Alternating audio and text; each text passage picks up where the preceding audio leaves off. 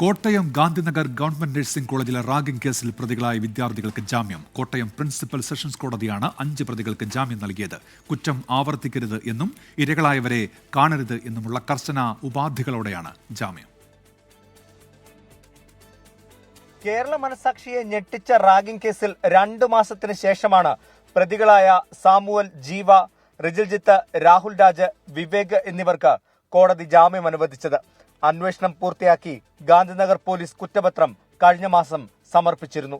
ഇതിന് പിന്നാലെ പ്രതികളായ വിദ്യാർത്ഥികൾ വീണ്ടും ജാമ്യാപേക്ഷ നൽകി.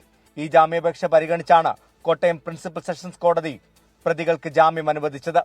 കർശന ഉപാധികളും കോടതി മുന്നോട്ട് വെച്ചിട്ടുണ്ട്. സമാനമായ കുറ്റം ആവർത്തിക്കരുതെന്നും ഇരകളായ വിദ്യാർത്ഥികളെ കാണരുതെന്നും പ്രധാന ഉപാധികളാണ്. പ്രതികളുടെ പ്രായവും മറ്റു കുറ്റകൃത്യങ്ങളിൽ ഉൾപ്പെട്ടിട്ടില്ല എന്നതും കോടതി കണക്കിലെടുത്തു. കോടതി ആവശ്യപ്പെടുമ്പോൾ ഹാജരാകണമെന്നും നിർദ്ദേശിച്ചിട്ടുണ്ട്. അറസ്റ്റിലായതിന് പിന്നാലെ ജാമ്യാപേക്ഷ നൽകിയെങ്കിലും സമൂഹത്തിൽ തെറ്റായ സന്ദേശം നൽകുമെന്ന് പറഞ്ഞ് ആ അപേക്ഷകൾ കോടതി തള്ളിയിരുന്നു.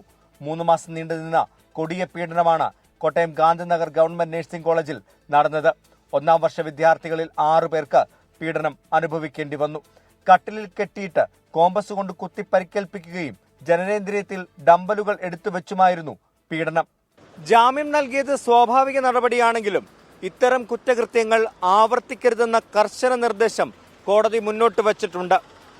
കുറ്റപത്രം വായിച്ചു കേൾപ്പിക്കുന്നതടക്കമുള്ള വിചാരണ നടപടികളിലേക്ക് ഉടൻ തന്നെ കോടതി കടക്കുകയും ചെയ്യും.